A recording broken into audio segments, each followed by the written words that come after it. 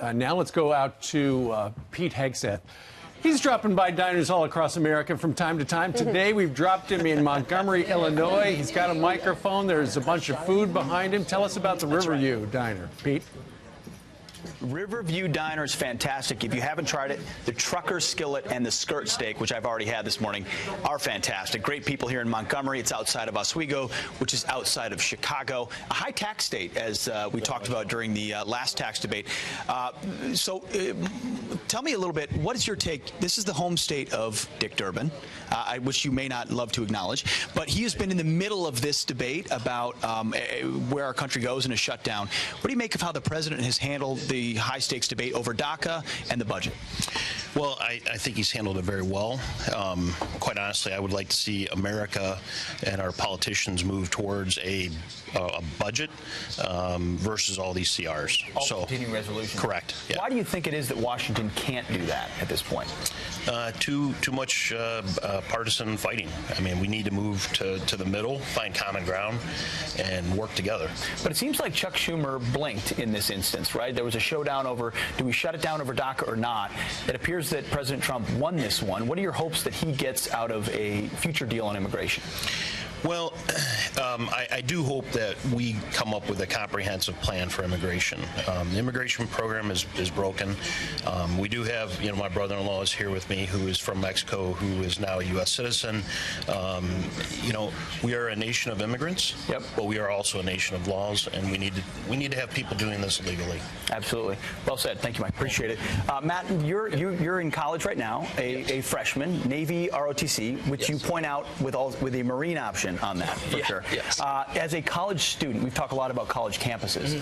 What's the environment like if you support Trump on college campuses these days?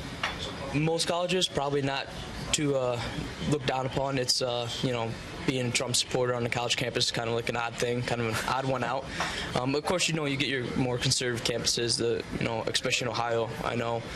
But overall, probably, if you're a Trump supporter, not going to go too well on a college campus. And, the left side has a tendency to make sure that's really well known. Sure. What if you're wearing a jersey or anything like that. You've decided to serve your country as a freshman in college. Why? What made you say, I want to do this?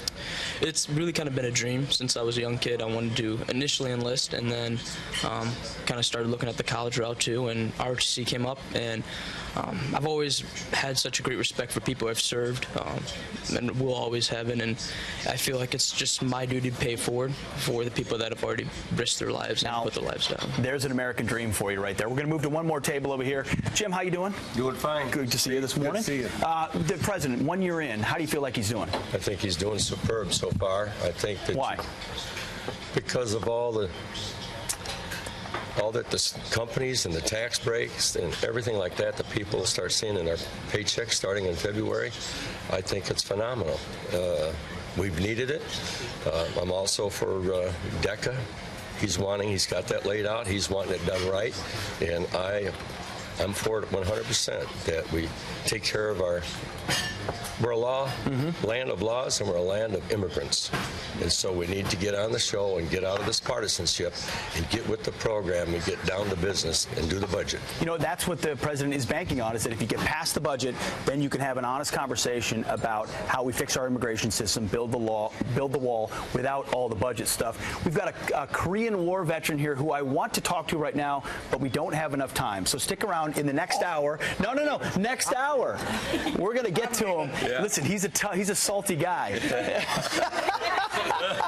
You're going to get him later on the Fox News channel, because no way we would bypass him. I can't shortchange him, guys. I can't. It's so funny. They'll tell you everything when you're face to face, but you put that microphone in front of them, they don't want a part of it. Yeah. Oh, I think we'll get around. Yeah. You think? Well, why was he running away? Because we ran out of time. Because he's got strong opinions, and I don't know if we're going to need a couple of minutes to hear him, and that's coming up. I can't wait. That's a good tease. Blow the break.